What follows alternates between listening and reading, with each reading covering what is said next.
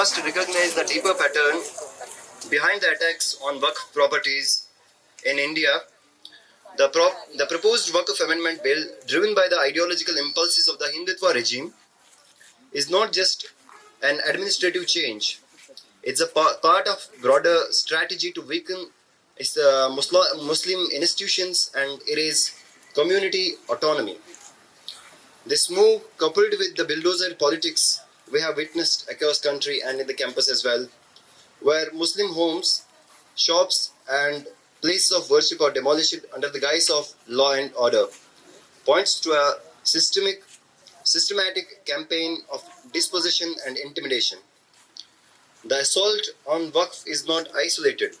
It is deeply tied to the politics of marginalization, erasure and control. Our resistance today is refusal to accept the normalization of violence and state-backed injustice. Waqf board के resistance में आप सभी का हार्दिक स्वागत एवं अभिनंदन करता हूं।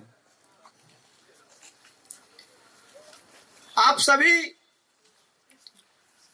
यहां पर आए हैं और मैं यहां पर आपके साथ जो केंद्र सरकार ने, भाजपा की सरकार ने जो असंवैधानिक वक्फ बोर्ड में जो संशोधन निकाला है, उसके खिलाफ खड़े होने के लिए आया हूं। अपनी आवाज को आपके साथ मिलाने के लिए आया हूं।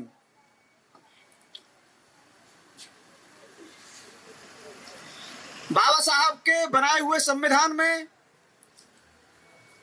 आर्टिकल 14, आर्टिकल 26 और आर्टिकल 30 में बताया गया है कि आप सभी को, देश में जो भी व्यक्ति है, किसी भी संप्रदाय से हो, किसी भी मजहब से हो, सभी को बराबर का हक है सभी को रहने का। आर्टिकल 26 चीख कर कहता है कि प्रत्येक व्यक्ति को अपना हक, अपने मजहब में मस्जिद मंदिर बनाने का बराबर हकदार है, हक है सभी को। ये लोग बार बार बाबा साहब भीमराव अंबेडकर के बनाए हुए संविधान पर प्रहार करके उसे छीन विहीन करने की कोशिश कर रहे हैं, देश में अलगाव फैलाने की कोशिश कर रहे हैं, ये देश की एकता को बिगाड़ने की कोशिश कर रहे हैं। Now we see the repetition of this movement, of these secular attempts to undermine our struggles, this secular framework, and it translates largely, broadly to Students' Federation of India. You have dictated the language of Muslim resistance. You have undermined our resistance. As we have seen from the NRC movement, this secular framework happened just so because to appropriate our struggles, just so because you appropriate and dictate the movements stemmed from the voices of Muslim students from central universities and to the popular movements starting from Shaheen Bagh. This NRC movement happened from Kerala to all other parts just so because they could appropriate the language of our resistance. When there are Muslim organizations asking you to join on their own terms, you show your Savarna arrogance. You show your Savarna arrogance and you say that, and you just announce another program so that you could say on your own language, on your own vocabulary, what the Muslim students should say. We say, you only come to edit our slogans. You only come to change our language. But when we raise a question against you about the Islamophobic slogans you have raised, here in this campus, you say that we are undermining the movement. You say we are the traitors of the movement. I would like to say that we see for the traitors you are. We say you are the traitors of this movement. You have been the traitors in the history of our movement. And we are no longer let you be the traitors you have been so far. And we are glad that you are not here today. And we say that we won't let you again in this struggle again. No longer we will let you here. We see for the traitors you are. And we see you for the traitors you are. And we say, when we say La ilaha illallah, you bring the Indian flag. When we raise the Quran, you bring the Constitution. Been going on for since ages.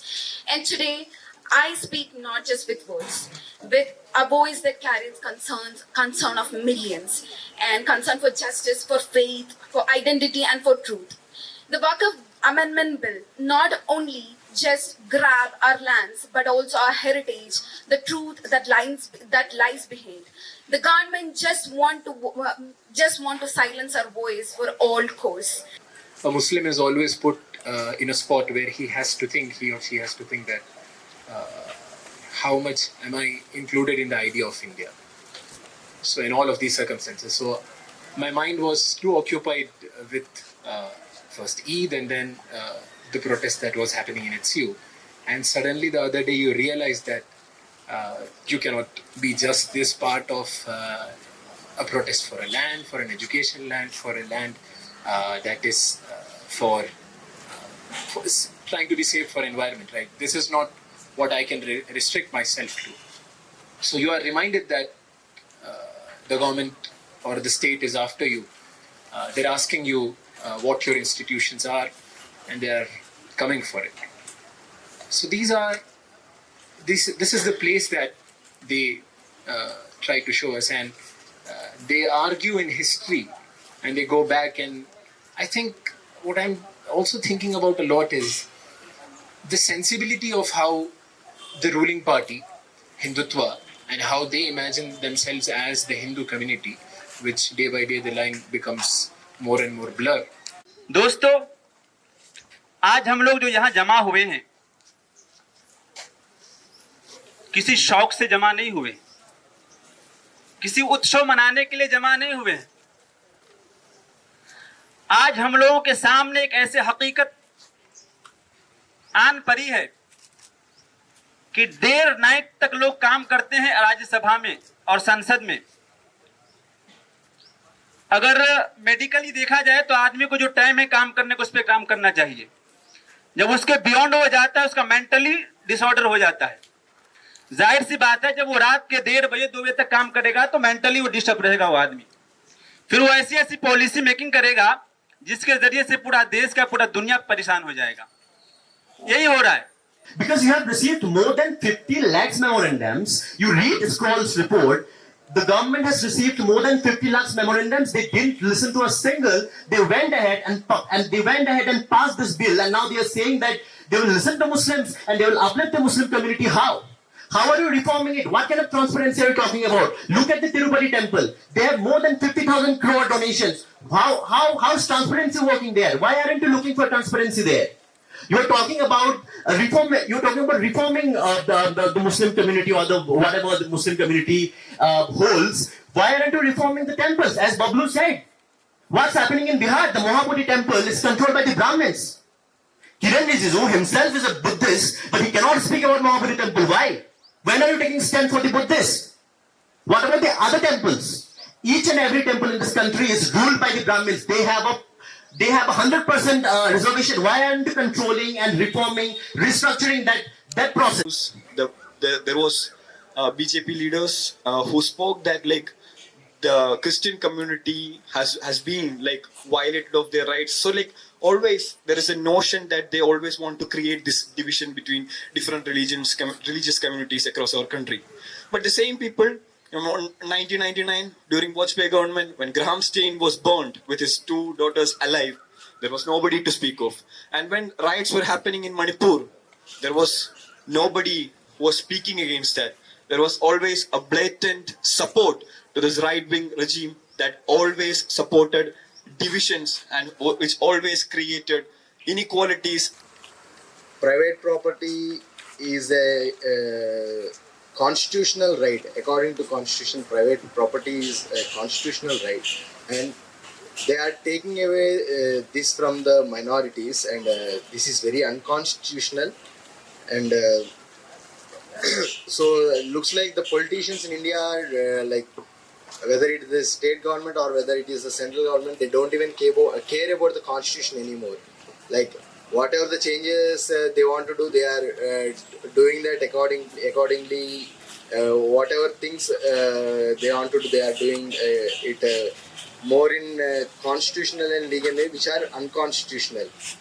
The Constitution of India granted us equal citizenship, but that has remained formal equality so far, even after 70 years of independence. The Constitution has granted us a liberal secular framework. Even within that framework, this monstrosity has come within that framework. Now with Waqf, what they are doing is actually coming down or chasing down our property. This is not an attack on secularism or the dogmas of secularism. This is an attack on Allah's property, and we say for what it is. This is an attack on a property that is dedicated to the divine, not least to the Modi state, offered to the eternal, not surrendered to the passing regime, given to Allah, not claimed by this fleeting state, and it is given in devotion, not for the hands of tyrants who trees. It is a trust in faith, not for the machinery of eraser. Waqf belongs to Allah.